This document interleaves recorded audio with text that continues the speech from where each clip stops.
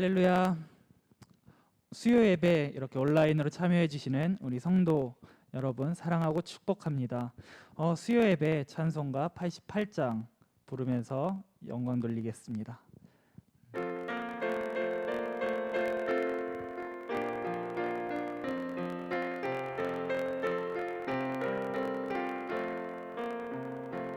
내 진정 사모하는 친구가 되시는 구주 예수님은 아름다워라. 산 밑에 백합하여 빛나는 새벽별 주님 영원할 길 아주 없도다.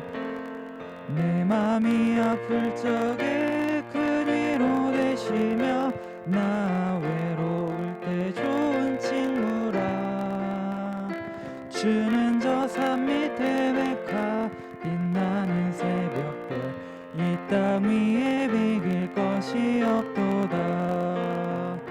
내 맘의 모든 염려 이 세상 보라고 주님 항상 같이 하여 주시고, 시험을 당할 때에 악마에게 교를 즉시 물리치사 나를 지키네.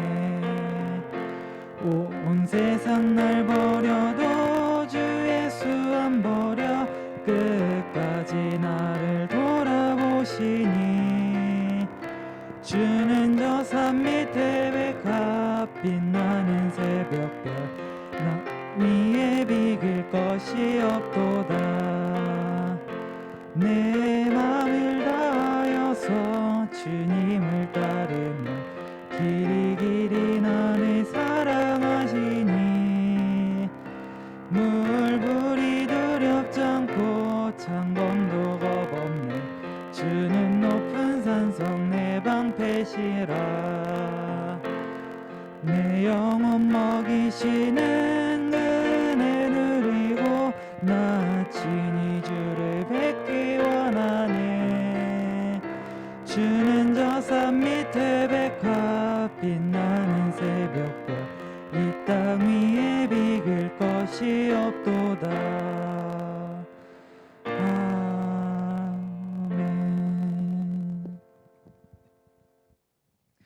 찬송가 288장 예수를 나의 구주 삼고 하나님께 영광 올리겠습니다.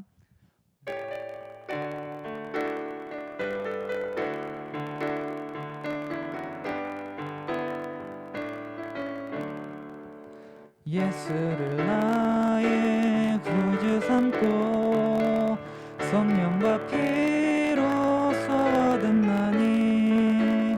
이 세상에서 내 영혼이 하늘의 영광 누리로다.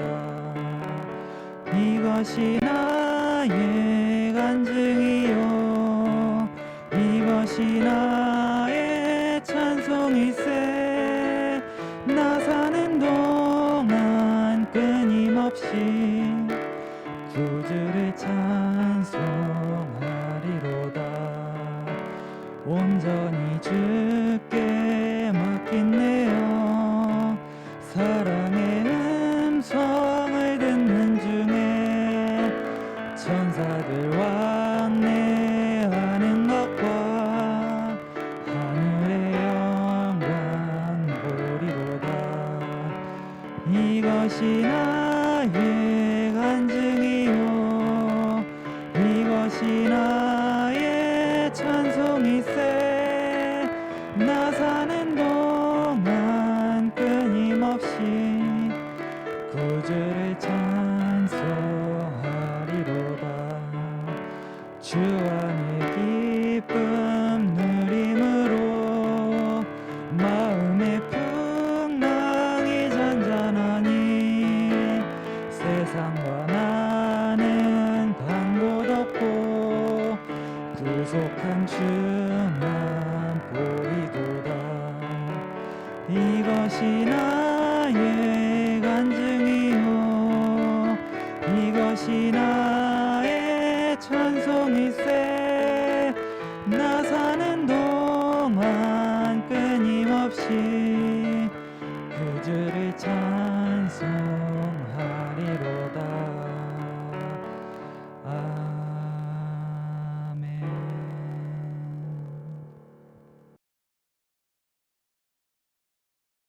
오늘 말씀은 사도행전 8장 26절에서 40절까지의 말씀입니다. 주의 사자가 빌립에게 말하여 이르되 일어나서 남쪽으로 향하여 예루살렘에서 가사로 내려가는 길까지 가라 하니 그 길은 광야라. 일어나 가서 보니 에디오피아 사람 곧 에디오피아 여왕 간다게의 모든 국고를 맡은 관리인 내시가 예배하러 예루살렘에 왔다가 돌아가는데 수레를 타고 선지자 이사야의 글을 읽더라. 성령이 빌립더러 이르시되 이 수레로 가까이 나아가라 하시거늘 빌립이 달려가서 선지자 이사야의 글 읽는 것을 듣고 말하되 읽는 것을 깨닫느냐?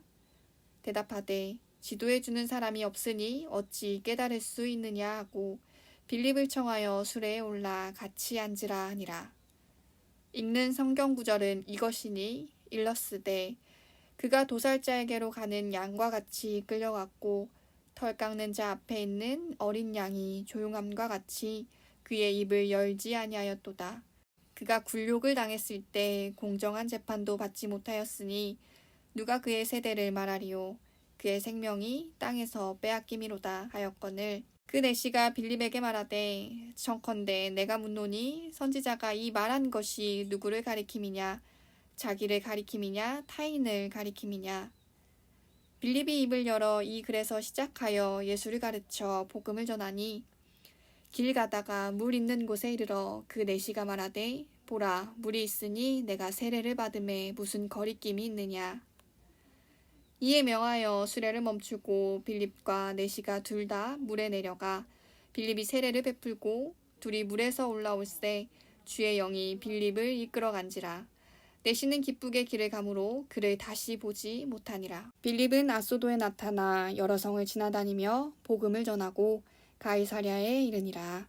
아멘. 할렐루야. 네, 우리 오래간만에 또 저와 함께 수요 성경 공부 시간을 맞이하게 되어집니다. 지난 시간이 조금 텀이 있기 때문에 조금 잠깐 우리가 살펴보면 평신도 선교에 대해서 우리가 처음에 포문을 열었습니다. 스데반 집사님이 순교하시고 난 다음에 그야말로 교회는 박해 시대를 겪게 되죠. 그리고 성도들은 뿔뿔이 흩어지게 되어집니다. 그런데 그 흩어지는 순간에서 평신도들의 선교가 대단한 활약을 펼쳤다라고 하는 것을 우리가 좀 살펴봤죠. 사마리아라고 하는 곳에 유대인들이 들어가서 선교를 한다. 굉장히 이례적인 일이죠. 그런데 평신도 선교사님들, 특별히 헬라 문화권에 기반을 둔 유대인이긴 하지만 그런 평신도 선교사들이 사마리아로 들어가서 거침없이 복음을 전했고 그 성에 큰 기쁨이 있더라라고 성경이 증언할 정도로 대단한 활약을 펼쳤던 것을 보게 되어집니다. 유대 남자와 사마리아 사람들과 그런 어떤 폐쇄적인 관계에서는 있을 수가 없는 그런 일이었던 것이죠. 자, 그래서 지난번에 우리가 그런 이야기를 했습니다. 국내의 전도도, 국내 선교도 이와 비슷한 지금의 양상을 띠고 있다. 왜냐하면 현대사회에서 우리가 붕어빵 전도를 하든 물티슈 전도를 하든 전도를 하면 전도지라든가 이런 것들을 잘 받지 않는 시대이죠. 그만큼 우리에게 대해서, 남에게 대해서, 타인에게 대해서 폐쇄적이란 얘기입니다. 그만큼 우리는 또 개인주의적인 생각도 있고요. 자, 그런 양상을 띠고 있는 상황 속에서 타인에 대한 나 얼굴을 알지 못하는 타인에 대한 거부감이 있는 그런 시대를 살아가고 있는 이때에 어떻게 우리가 전도를 할 건가? 전통적인 목회자가 다가가서 사람들에게 복음을 전하는 방식은 조금은 거부감 때문에 효과적이지 않을 수 있다라고 하는 거예요. 그 대신에 오히려 평신도들께서 생활 속에서 사람들과 관계를 맺고 살아가는 과정 중에서 생활 전도를 통해서 다가간다고 한다면 훨씬 더 거부감 없이 다가갈 수 있지 않겠느냐. 그래서 제가 지난번에 그런 말씀드렸죠. 목회자가 뭐 이런 시대를 만났으니까 더 이상 목회자는 전도 안 하고 성도님들이 전도 다 하십시오. 그런 의미로 말씀드리는 것은 아니다라고 했습니다. 어떻게 보면 지금 이 시대의 양상을 봤을 때 평신도 선교사님, 평신도들께서 선교사가 되어서서 국내 선교 또 해외 선교 이런 것을 하는 것이 오히려 더 효과적인 그런 시대를 맞이하지 않았나, 그런 생각에서 여러분들과 지난 시간에 은혜를 나눴습니다. 지난 시간에 그 예가 평신도의 어떤 국내 선교 쪽에 우리가 예를 들어서 좀 생각을 했다고 한다면, 오늘 본문 말씀에 빌립의 전도를 통해서 해외 선교 쪽으로 또 우리가 한 번 더 생각해 볼 수 있지 않을까, 그런 생각이 되어집니다. 오늘 사건은 여러분 너무 유명하죠. 하나님 성령의 지시를 받아서 빌립이 이제 간다게의 그 이디오피아 여왕 간다게의 국고를 맡은 내시를 만나게 되어지고, 그가 성경을 읽고 있었는데 자연스럽게 다가가죠. 그래서 지금 읽고 있는 이것에 대해서 이해를 하십니까? 라고 했더니 글은 읽는데 이해는 잘 안 된다 라고 하니까, 결국에는 이 빌립이 그 성경의 지식을 가지고 이것을 잘 설명을 해줬고, 이제 가는 중에 마차로 이동하는 도중에 저기 못이 있으니 내가 세례를 못 받을 이유가 무엇이겠는가, 그렇게 해서 결국에는 빌립은 세례를 주었고, 성령께서 호련히 빌립을 그곳을 떠나가게 하심으로 말미암아서 기쁜 마음으로 이 내시는 자국으로 돌아갔고, 이것이 자국에 아마 큰 선교의 불씨가 되었을 것이다. 그렇게 오늘 본문이 말씀하고 있습니다. 자, 오늘 이 사건을 통해서요, 우리가 평신도의 해외 선교에 대해서 조금 오늘 생각해 보려고 합니다. 첫 번째는요, 왜 평신도 선교가 해외 선교에서도 유리한가? 그것은 바로 인종 같은 뛰어넘을 수 없는 큰 장벽을 뛰어넘을 수 있다라고 하는 것입니다. 전통적인 선교 방식은 무엇입니까? 정규적인 신학 교육을 받은 목회자들이죠. 그 목회자들이 선교사로 헌신을 하고 또 교회의 파송을 받아서 이제 어떤 선교지, 국가로 선교를 떠나게 되어집니다. 그러면 그 선교사님은 또 거기에서 생활을 하셔야 되기 때문에 교회는 또 기도하면서 물질적으로 또 선교사님의 생활비를 또 조달을 해야 되는 그런 상황입니다.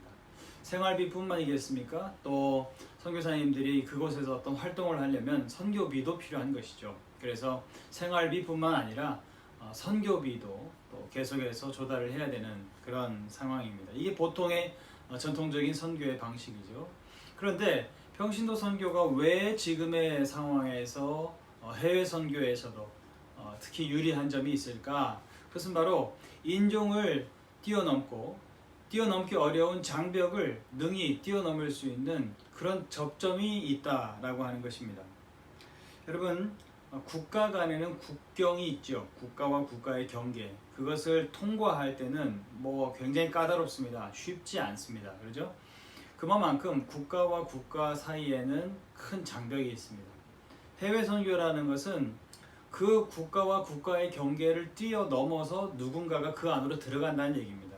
그런데 어떻게 비자를 마련하고 그렇게 해서 들어갔다 할지라도 그 선교지 안에 들어갔을 때의 어떤 선교의 장벽들, 만나게 되어지는 여러 가지 선교의 장벽들, 인종적인 장벽, 문화적인 장벽, 이러한 것들을 전통적인 방식의 목회자가 아무리 잘 훈련됐다 할지라도 물꼬가 트여지지 않는 이상은 쉽게 그것이 접근되어지는 것이 어렵다라고 하는 거예요.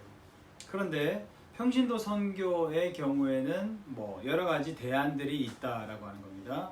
예를 들어서 국제 기구를 통해서 해외 사업 같은 거 있죠. 아니면 파견, 그 다음에 의료 지원, 기아 대책 같은 것 때문에 어떤 식량 지원을 한다든가, 이런 것들은 그 국가가 먼저 문을 열고 이러한 것들을 우리에게 원조해 주시기 바랍니다 라고 하면서 먼저 손을 내민 케이스죠. 이런 경우에는 어떻습니까? 이런 경우에는 오히려 그런 부분에 있어서 전문 지식을 가지고 있으면서 경험도 가지고 계신 평신도인 분들이 들어가셔서 그러한 구호활동, 사회활동, 구제활동 이런 것을 하는 데 대해서 그 자국민들이 경계심이 일단 굉장히 많이 낮춰져 있다라고 하는 거예요. 그러니까 뛰어넘을 수 없는 인종, 또 문화, 또 국가 간의 어떤 정서, 차이 이런 것들을 뛰어넘기 굉장히 어려운데 평신도 선교의 경우에는 그러한 부분들을 그래도 해소할 수 있는 얼마든지 여러 가지 대안들이 있다라고 하는 겁니다. 자, 또 그러한 국제기구를 통한 어떤 선교가 아니다라고 할지라도 예를 들어서 평신도 선교사로 헌신한 집사님, 권사님 이러한 평신도들께서 뭐 예를 들어서 해외에 내가 주재원으로 간다 혹은 뭐 사업을 하러 간다라고 한다면 일단 사업이라고 하는 것이 그들과의 접점이거든요. 당장 처음부터 거부감을 가지고 있는 어떤 종교를 가지고 그들에게 접점을 두들기면서 열려고 하는 상황이 아니라 사업이라고 하는 것은 일단 그들과 비즈니스 관계니까 일단은 서로 문을 열고 관계를 맺게 돼 있잖아요. 그래야 사업이라고 하는 것이 되어지니까 그러니까 그런 면에 있어서 봤을 때는 여러 가지로 전통적인 어떤 선교사님들의 선교 방식보다는 조금 더 유리한 점이 있지 않나, 그런 점에서는 더더욱 유리한 점이 있지 않나 그런 생각을 가져본다는 거예요. 두 번째는 뭐냐면 경제적으로 굉장히 효율적인 그런 선교가 될 수 있다라고 하는 겁니다. 아까도 제가 말씀드렸습니다. 전통적인 선교의 방식은 목회자를 파송을 하게 되어지고 파송한 교회는 또 목사님 또 선교사님들을 파송했기 때문에 적어도 우리 교회가 책임지고 선교사님의 생활비 정도는 최소한 우리가 책임을 져야 된다 뭐 이런 의무감을 가지고 계속해서 노력을 한다는 것이죠. 또 선교사님들은 또 교회에서 그렇게 해서 지원받는 그 선교비라고 하는 것이 또 교회에서 지원받는 그 선교비라고 하는 것이 모두가 다 성도님들의 헌금이다라고 하는 것을 너무나도 잘 알고 있죠. 그래서 굉장히 부담을 가지고 또 최대한 아껴서 쓰시려고 애를 써야 되는 그런 상황이다라고 하는 거예요. 그러니까 그런 어떤 패러다임 속에서는 파송을 한 교회도 선교사님을 책임지기 위해서 어느 정도 부담감을 안고 있고 또 그 선교 지원을 받아서 선교를 하고 계신 선교사님들도 그것을 또 최대한 아껴서 써야 된다라고 하는 어떤 그런 것 때문에 굉장한 부담감이 있을 수밖에 없죠. 그러니까 서로에게 부담감이 있을 수밖에 없는 그런 구조다라고 하는 거예요. 그런데 평신도 선교인 경우에는 물론 교회에서 평신도 선교사를 파송하고 난 다음에 나몰라라 하는 것은 아니겠지만 그래서 어느 정도 지원을 하고 하긴 하겠지만 그거와는 별개로 또 여러 가지 재원 마련에 물꼬가 있다라고 하는 거예요. 뭐 국제 사업을 국제 구호 활동을 통하여서 선교를 한다라고 한다면 재정적인 지원을 교회에서 전량을 다 대야 되는 그런 상황은 아니지 않겠습니까? 그러다 보니까 또 경제적으로 굉장히 효율적인 그런 선교가 되어질 수 있다는 것이죠. 또 어떤 국제 구호 활동이 아니더라도 또 평신도 선교사가 사업을 위해서 내가 그곳을 갔다고 할지라도 일단 기본적으로 마음 자체가 교회에서 내게 어떤 반드시 지원을 해줘야 된다 어떤 그런 의무감을 가지지는 않잖아요. 적어도 내가 사업을 하러 갔기 때문에 사업을 통해서 어느 정도 내가 재원을 마련해야 되겠다라고 하는 생각을 기본적으로 첫 번째로 하고 갔기 때문에 그런 부분에 있어서 어느 정도 자유함이 있다라고 하는 거예요. 그래서 어떤 전통 방식의 선교에 있어서 선교사님들에게 목회자 그룹인 선교사님들에게 선교비를 지원하는 것은 굉장히 부담감이 된다. 특히나 시간이 점점 지나는데 가시적인 여러 가지 선교의 열매가 안 나타난다라고 한다면 더 초조해지는 거죠. 물론 파송한 교회가 가시적인 어떤 선교의 효과가 열매가 나타나지 않는다고 해서 이 선교는 어떤 필요치 않다, 무용론을 주장한다. 이것도 물론 바람직한 것은 아닐 겁니다. 그러나 그래도 파송을 한 교회 입장에서는 가시적인 어떤 효과가 나타나면 더 시너지 효과가 있고 더 어떤 에너지가 더 발생되어져서 기도하는데 힘도 나고 그러는 것이죠. 그런데 눈에 띄는 결과가 나타나지 않는다. 그러면 파송한 교회도 뭔가 조금 마음에 어려운 점이 있고, 또 더군다나 가장 힘든 분들은 아마 선교사님들이겠죠. 선교사님들께서는 교회로부터, 파송된 교회로부터 선교비 지원을 받아서 선교를 하고 있는 상황 가운데서 가시적인 뭔가 열매가 안 나타나면 아유, 내가 파송받은 교회에 대해서 참 면목이 없다, 이런 생각도 하시게 될 수도 있잖아요. 그러다 보니까 전통적인 그런 선교 방식에 비해서 평신도 선교사님들을 파송하고 평신도들께서 선교하는 것은 경제적인 면에 있어서도 굉장히 효율적인 그런 선교 방식이다, 그렇게 우리가 말할 수 있습니다. 세 번째는요, 성령의 지시에 대해서 최우선적으로 순종하는 선교여야 된다라고 하는 거예요. 평신도 선교이긴 하지만 그게 평신도 선교가 됐든 아니면 목회자 그룹이 선교하는 선교가 되어졌든 성령의 지시에 최우선으로 순종하는 선교가 되어져야 된다라고 하는 거예요. 오늘 본문 말씀에 보면 빌립도 마찬가지입니다. 빌립도 성령의 지시를 따라서 철저하게 순종하는 그런 모습을 우리에게 보여주고 있습니다. 여러분, 지금 간다게의 에티오피아 여왕 간다게의 국고를 맡은 이 내시는 굉장한 고위 관료죠. 그런데 이 사람과 만나게 되어지는 장소가 어디입니까? 그것이 바로 지금으로 치면 구가자 지역입니다. 지금의 가자 지역이 아니라 구가자 지역이죠. 이곳은 주전 93년경에 전쟁으로 인해서 완전히 폐허가 된 곳입니다. 그래서 거기를 사람들은 사막의 가자다, 이렇게까지 불렀었던 곳이거든요. 그러니까 황폐해져서 뭐 아무것도 없는 그런 곳이라는 거예요. 그런데 성령께서 지금 빌립에게 그곳으로 가라 라고 지시하고 있거든요. 인간적인 생각으로 봤을 때, 아니 하나님, 지나가는 사람조차도 없는 황량한 곳, 오죽하면 그곳을 사막의 가자라고 부르는 그곳인데, 아니 그곳에 무슨 역사가 있을 법해서 그곳으로 나를 보내시는 겁니까? 그곳으로 나를 파송하시는 겁니까? 그것은 맞지 않습니다 라고 얼마든지 인간적인 어떤 이유를 들이댈 수 있는 그런 상황이라는 것이죠. 그런데 빌립은 성령의 그 지시에 따라서 철저하게 순종했다는 거예요. 인간적인 생각은 사막이고 황량한 곳이고 뭐 사람을 만날 수 있는 기회조차 없는 곳이다라고 하는 그런 가능성이 희박한 곳이라고 하는 것을 말할 수 있는 것이지만, 그래도 내 생각을 내려놓고 성령의 지시를 따라서 온전하게 나아가겠습니다 라고 하면서 빌립은 나아갔다라고 하는 것이죠. 자, 그렇게 해서 어떻게 됐습니까? 바로 이 역사적인 만남이 이루어졌고 전도가 이루어지고 세례까지 베풀어지게 되어지는 그런 놀라운 역사가 오늘 본문에서 나타나고 있다라고 하는 거예요. 자, 어떤 선교든지 우리가 제일 우선시해야 되는 것은 무엇입니까? 뭐 선교뿐만이 아니라 교회가 존재하는 모든 이유도 마찬가지죠. 가장 중요한 것은 무엇입니까? 성령의 지시를 철저히 따르는 것이다 라고 하는 거예요. 성령의 지시를 따라서 순종하고, 성령의 지시를 따라서 복음을 전파하고, 성령의 지시를 따라서 순종하면서 선교하는 것, 이것이 가장 중요한 것이라는 거예요. 그런데 평신도 선교에서도 역시나 이 중요한 원리는 그대로 적용되어진다라고 하는 거예요. 다만 오늘 본문의 사건 가운데서 우리가 조금 확실하게 해둬야 될 것은 있습니다. 무엇이냐?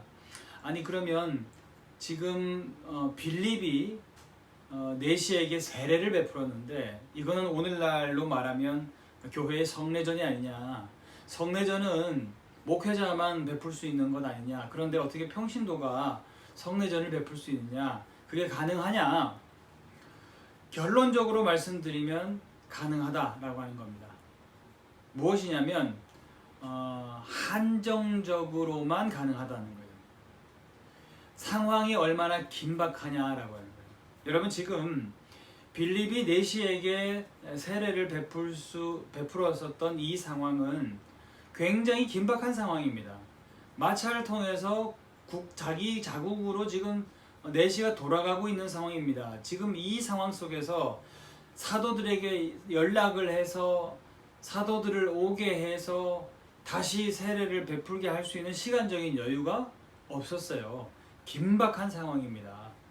가령 예를 들어서 선교지에서 평신도 선교사님들께서 정말 저 사람이 감동을 받아서 나도 이제 정말 주님의 그리스도를 따라가는 사람이 되겠습니다. 세례 받고 싶습니다. 세례에 대해서 소개를 해줬고 알려줬는데 그 세례 저도 받고 싶습니다 라고 했을 때 상황이 긴박한 상황이죠. 또 얼마든지 예를 들어서 실시간으로 자국에 있는 파송교회와 연결되어져서 빨리 최대한 빨리 목회자 그룹이 이제 성례전을 베풀기 위해서 또 선교지 방문을 위해서 오실 수 있는 상황이다. 그렇게 해서 뭐 적어도 한정적인 기간 안에 목회자 그룹들이 오셔서 이 성례전을 베풀 수 있는 상황이고 그 사람도 얼마든지 계속해서 관계를 맺고 있는 상황 속에서 어느 정도 시간 지난 다음에 세례를 받을 수 있는 상황이다. 뭐 그렇다고 한다면 얼마든지 그렇게 할 수 있는 것이죠. 그런데 상황이 긴박하고 또 파송된 교회로부터 연락도 되지 않는 상황이고 또 목회자가 언제 오셔서 세례를 베풀 수 있는 그런 어떤 기약이 확실치 않다. 그렇다고 한다면 한정적으로 세례는 베풀 수 있어야 되지 않은가. 그것은 저의 생각입니다. 그리고 목회자들이 이런 부분에 대해서 굉장히 예민하게 생각하지 않아도 될 것은 무엇이냐? 하나님은 참으로 질서의 하나님이다라고 하는 거예요. 왜 그러냐? 여러분 보세요. 그렇게 빌립이 세례를 베풀고 이렇게 했을 때 성령 세례까지 함께 내려졌습니까?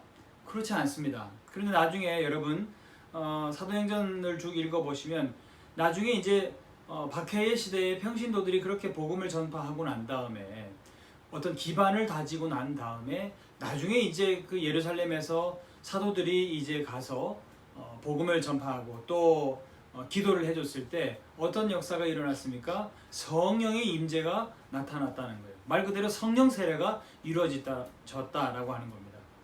평신도들께서 그렇게 복음 전파하고 또 세례를 전하시고 이랬을 때는 성령 세례는 나타나지 않았던 것이 사도행전을 보면 나중에 사도들께서 오셔서 그들을 위해서 기도할 때는 성령의 임재가 나타나더라라고 하는 것입니다.